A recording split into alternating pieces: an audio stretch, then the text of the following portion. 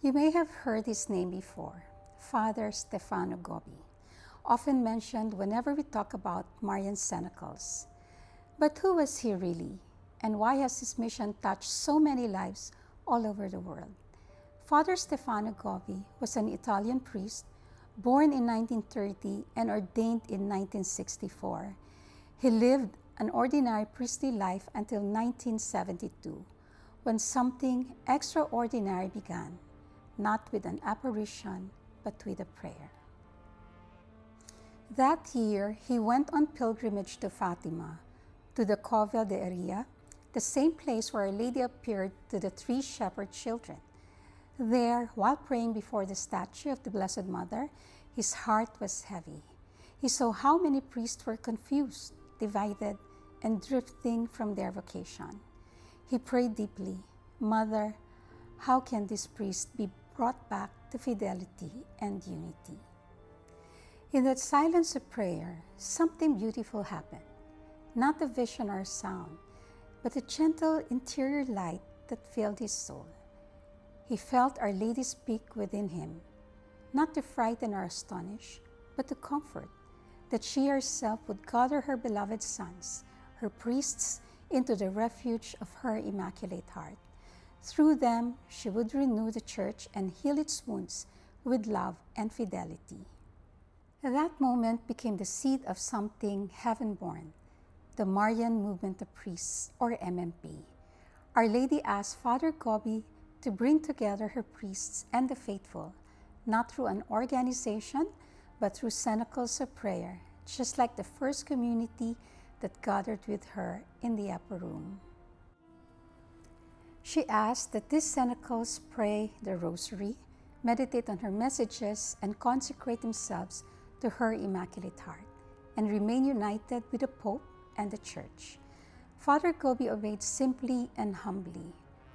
So from that small act of faith, little prayer groups began forming, first in Italy, then across Europe, and soon throughout the world. Today, there are Marian cenacles in more than 100 countries, made up of priests, religious, and lay faithful. Every cenacle, whether in a parish, a chapel, or a home, continues what began that day in Fatima, a family gathered around the Mother, praying for unity, holiness, and renewal. As he continued this mission, Father Gobbi received interior locutions. These are spiritual inspirations from our Mother. He always discerned them carefully with his spiritual directors and never acted without obedience. Over the years, these messages, all 604 of them in total, received between 1973 and 1997, were gathered in the book To the Priests, Our Lady's Beloved Sons. Because of its blue cover, it became known everywhere as the Blue Book. In it, Our Lady speaks with maternal love, encouraging her priests and her children to be faithful, humble, and strong in times of darkness. She warns against confusion, calls for prayer and conversion, and reminds us always to stay united with the Church and the Pope. The Blue Book became the heart of every cenacle, read, prayed over, and lived. People often wonder, what are exactly the meaning of locutions? They are interior communications, word impressed on the soul, not heard with the ears, but understood with the heart. Father Gobbi always said, "I am nothing, only a small instrument of Our Lady." His humility and obedience allowed the messages to speak clearly, always leading souls closer to Jesus. From that one prayer at Fatima, a great spiritual family has grown.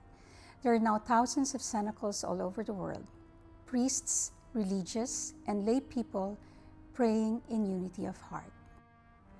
Even after Father Gobbi's passing in 2011, the Marian Movement of Priests continues to flourish.